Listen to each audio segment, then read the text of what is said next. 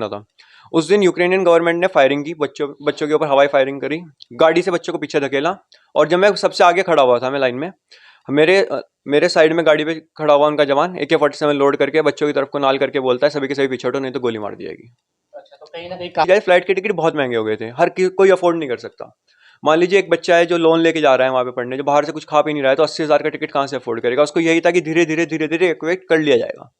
तो टिकट्स अगर सब्सिडी होती या फिर कुछ ऐसा किया जाता तो बच्चे जरूर बाहर निकलते उस टाइम। वो पिक्चर हो जाए।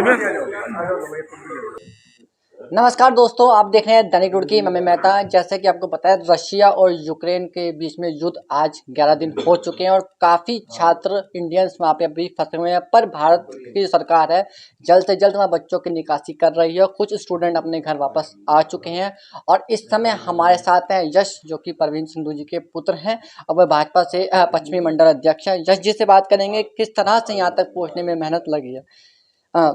भैया, पहले समय मेरा सवाल होगा कि किस तरह का वहाँ पे इस टाइम पैनिक है यूक्रेन में। उस टाइम पे बच्चे काफ़ी डरे हुए हैं और निकलने की कोशिश कर रहे हैं।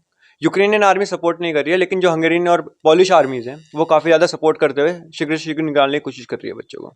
तो आपके साथ अभी कितने स्टूडेंट्स भारत वापस आए हैं? मेरे फ्लाइट में 186 स्टूडेंट थे और जिस शेल्टर में मैं था उसमें 550 थे, जो सभी के सभी आ चुके हैं। तो आपके बैच के, आपके फादर से ही बात हुई थी, क्योंकि आपके फैमिली में भी 3-4 लोग थे जो फंसे हुए थे, वो सब वापस आ चुके हैं या कैसे है? सभी वापस आ चुके हैं।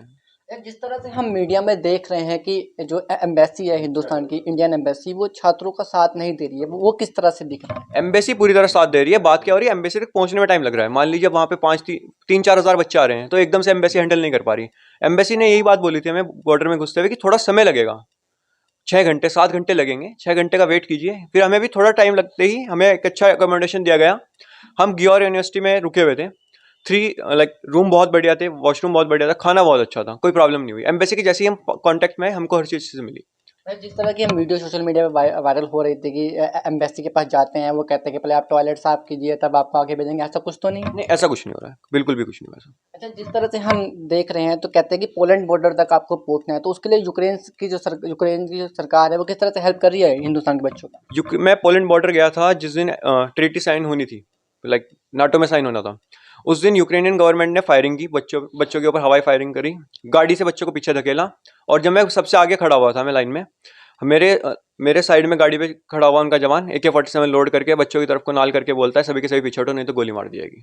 अच्छा, तो कहीं ना कहीं काफी पैनिक बच्चों में डर है। वो यूक्रेन आर्मी बिल्कुल सपोर्ट नहीं कर रही है। जिस बॉर्डर को हमें यूक्रेन में क्रॉस करने में 24 घंटे लगे हैं, हंगरी में हम घुसे, हमें 8 मिनट में स्टैंपिंग होकर हम हंगरी के अंदर थे, लेकिन यूक्रेन में एक स्टैंप लगने के लिए 24 घंटे के लिए खड़ा रखा हमें। जिस तरह से इंडियन एम्बेसी भी कह रही थी कि हमने बच्चों को पहले ही बोल दिया था कि वॉर हो सकती है, आप फ्लाइट्स की टिकट बुक हो जानी चाहिए, तो उसमें आप क्या कहना चाहिए? पता था कि आपको ऐसा कुछ? वॉर का हमारे टीचर से भी हमारी बात हुई, उनका भी यही था कि वॉर ये 2014 से चल रहा है। 2014 से यही सिचुएशन है, धीरे धीरे कभी घटती है कभी बढ़ती है, सिर्फ बढ़ रही है, वॉर नहीं होगी। फ्लाइट्स की अगर बात की जाए, फ्लाइट के टिकट बहुत महंगे हो गए थे, कोई अफोर्ड नहीं कर सकता। मान लीजिए एक बच्चा है जो लोन लेके जा रहा है वहां पे पढ़ने, जो बाहर से कुछ खा पी नहीं रहा है, तो 80,000 का टिकट कहाँ से अफोर्ड करेगा। उसको यही था कि धीरे धीरे धीरे धीरे इक्वेट कर लिया जाएगा। तो टिकट्स अगर सब्सिडी होती या फिर कुछ ऐसा किया जाता तो बच्चे जरूर बाहर निकलते उस टाइम पर। जो मेन पैनिक हम देख सकते हैं यूक्रेन में, कौन सी सिटी में ज़्यादा पैनिक इस समय है? खार्किव, जो ईस्टर्न सिटीज हैं, जो रशिया फेसिंग सिटीज हैं, उस टाइम पैनिक, उस साइड पैनिक है, जो बॉर्डर में मीट करते हैं रशिया। जो बॉर्डर में मीट करते हैं वहाँ है। परवीन सिंधु जी से बात करेंगे। फाइनली आपका बेटा आपके पास आ चुका है, किस तरह का आप महसूस कर रहे हैं? बहुत खुशी है। अभी मैं तो लगातार, खैर मेरा बेटा वहाँ फंसा हुआ था, उसके अलावा भारत के बहुत सारे बेटे वहाँ फंसे हुए थे, बहुत सारी बेटियाँ वहाँ फंसी हुई थी। और आज की अगर हम बात करें तो आज तक लगभग 90% बच्चे वहाँ से भारत सरकार ले आई है। और ये बड़ी बात है, ठीक बात है जो अभी यश ने भी कही है कि क्योंकि फ़्लाइट्स का एक सिस्टम है, जो प्राइवेट कंपनियां होती हैं वहाँ पे अगर बुकिंग कम होगी तो रेट्स कम होंगे, और बुकिंग ज़्यादा होगी तो रेट बहुत ज़्यादा बढ़ जाते हैं, उस पर गवर्नमेंट का कोई कंट्रोल नहीं होता है। तो वास्तव में ऐसी स्थितियाँ रही, लेकिन जब गवर्नमेंट को भी लगा और वॉर शुरू हो गई और बच्चे निकलने में दिक्कत थी, तो गवर्नमेंट ने टोटल फ्री ऑफ कॉस्ट किया है। भारत सरकार का मैं धन्यवाद देना चाहता हूँ कि भारत की सरकार ने भारत के सभी बच्चों को लाने के लिए अपने खर्चे पर वहाँ पर रिकमेंडेशन उपलब्ध करवाई, उसके पड़ोसी देशों में। उसके अलावा खाना उपलब्ध करवाया, और जैसा उसने अभी बताया कुछ देर पहले आपको कि बहुत अच्छा ट्रीटमेंट इंडियन एम्बेसी के अंडर में आने के बाद उनको मिला है, और फ्री ऑफ कॉस्ट सब बच्चे भारत आए हैं। कुछ दिन पहले ही आप उत्तराखंड के सीएम से मिलने गए थे, क्या आश्वासन दिया गया था, किस तरह की बात हुई थी तब?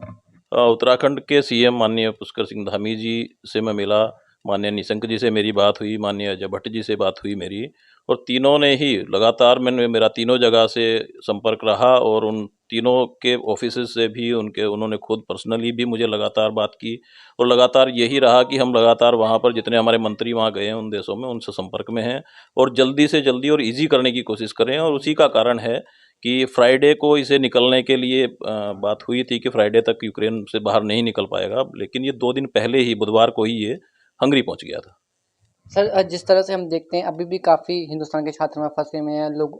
माँ बाप में होप तो है, कहीं ना कहीं एक डर भी होता है कि बच्चा आखिर कब वापस आएगा, क्योंकि एक माँ बाप जो प्यार होता है बच्चे के लिए जायज़ वो चिंता दिखती है।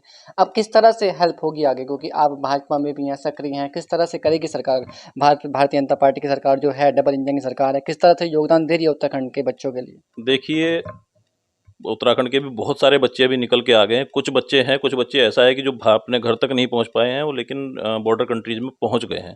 अधिकांश बच्चे पहुंच गए हैं। कुछ बच्चे ऐसे भी हैं जो वॉर जोन में फंसे हुए हैं, जहां पे वॉर बहुत बुरी तरह से चल रही है।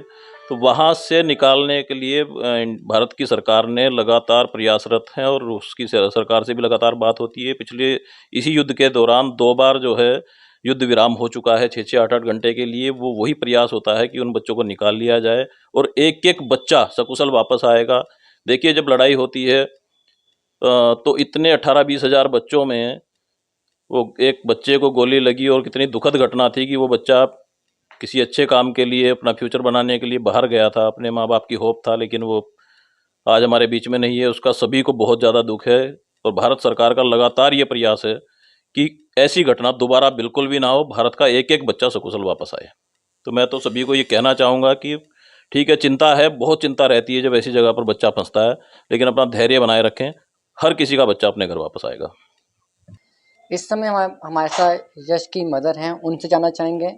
मैम, एक माँ के लिए पहली बात तो बेटा बाहर पढ़ने के लिए जाता है, माँ कभी नहीं मानती, क्योंकि अपने दिल के टुकड़े को माँ कभी दूर नहीं करना चाहती। और जिस तरह से यूक्रेन और रशिया के बीच में युद्ध हुआ है और यश जी वहाँ पे फंसे हुए थे, किस तरह का अब किस तरह का फील कर रही हैं? आपके साथ बैठे हैं आपके बेटे, कैसा फील हो रहा है? अच्छा लग रहा है आज, कई दिन बाद, कई 24 तारीख के बाद आज अच्छा लग रहा है। मैम, जिस तरह से वॉर चल रही थी आपकी ऐसे ही बात होती थी सोशल मीडिया से, किस तरह की बातें बताते थे आपको वहाँ पे?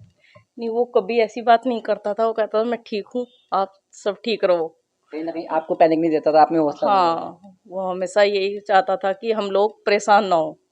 तो अभी आप बहुत खुश हैं, कैसा हाँ। फील कर रहे हैं ना आपके साथ बैठे हैं? मुझे अच्छा लग रहा है आज।